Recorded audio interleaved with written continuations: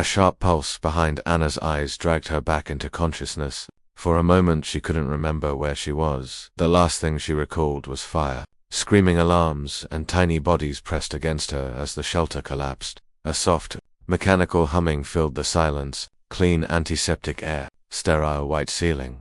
Medical bay. Her heart jumped. The cubs. Anna bolted upright and froze. For furry predator cubs lay scattered around her bed, curled like oversized house cats. Their chests rose and fell steadily, their bright scales and striped fur glowing faintly under by. One tiny fang beast snoozed directly on her lap. Another had its paw wrapped around her wrist like a promise. The largest, the horned shadow cub, had positioned itself at the foot of her bed as if standing guard. Anna exhaled a shaky breath. They were alive. Movement in the doorway. Adam stepped in, worry written across his face, followed by relief so strong it nearly brought him to his knees. "You're awake," he whispered, voice low so he wouldn't disturb the little guardians. She gave a tired grin. "Seems like I missed the evacuation." "You saved them," Adam said. "Pulled them out of a burning academy wing with 3 broken ribs and a shattered arm. Humans weren't expected to risk themselves like that."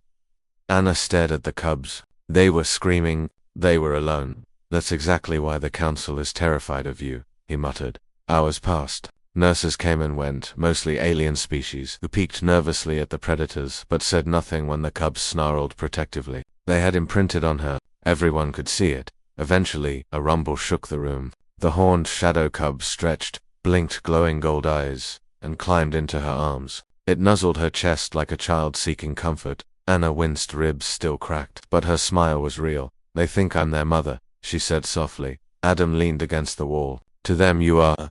The door slid open again, this time with far less softness. Commander Zevek of the Predator Custodians entered, towering in armor, his reptilian gaze fixed on Anna and the cubs. "We need those younglings returned," he declared, voice harsh. The cubs awoke instantly, ears flat, fur bristling, growls vibrating the room. The horned cub bared its tiny teeth. "You'll only frighten them," Anna warned. "They are military assets," Zevek replied. "Not pets." "Then treat them like soldiers," Anna shot back. "Even soldiers deserve to be saved." He stepped forward, impatience radiating off him.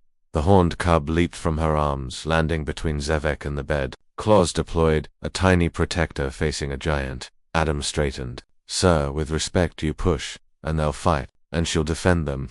Zevek tapped his wristpad. A holographic document appeared. "By decree of the Academy," he recited, "these younglings are hereby placed under the care of the human Anna Carter, pending psychological stabilization and recognition of bond protocol." Anna blinked. "What their survival strategy has attached to you," Zevek said reluctantly. "Removing you would cause lethal trauma. So you're assigning me to them." "Babysitting," Adam whispered with a grin. Zevek glared at both humans. "Do not fail. These are apex predator heirs. Their lives shape alliances."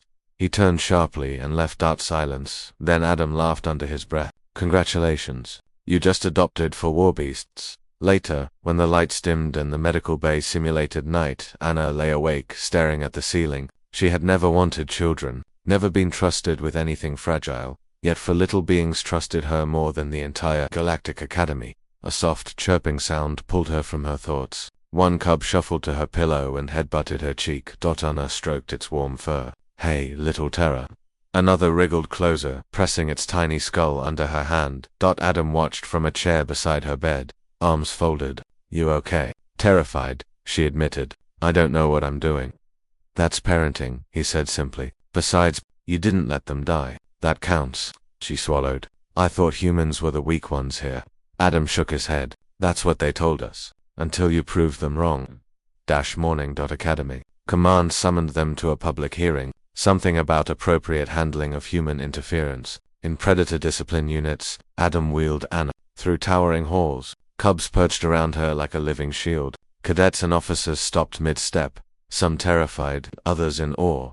The council chamber doors opened. Aliens of dozens of worlds turned to stare. Zevek stepped forward to present the cubs. Observation shows profound behavioral shift. Prior to human involvement, the younglings were violent, uncooperative. Now bonded, loyal. A small hollow appeared, the security feed from the fire. Anna shielding the cubs as flames licked around her. Gasps echoed. Zevek finished. "Human instinct, protective without logic, has achieved what our training could not." A counselor hissed. She risked valuable military assets. Anna raised her hand weakly. I didn't think about value. I just heard kids crying. Silence, long, heavy. Then the senior counselor, an ancient crystalline being, spoke. Perhaps that, it said, is the value.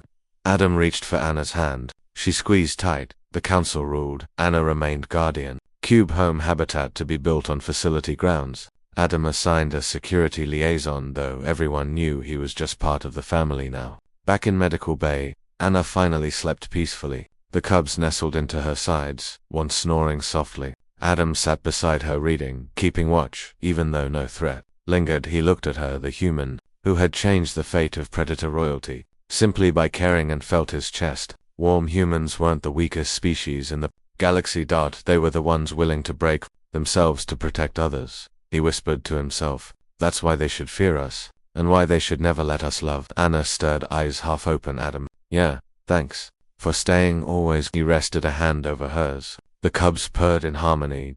And in that quiet Medical Bay, the galaxy's deadliest future warriors slept soundly, because one human had chosen kindness over survival.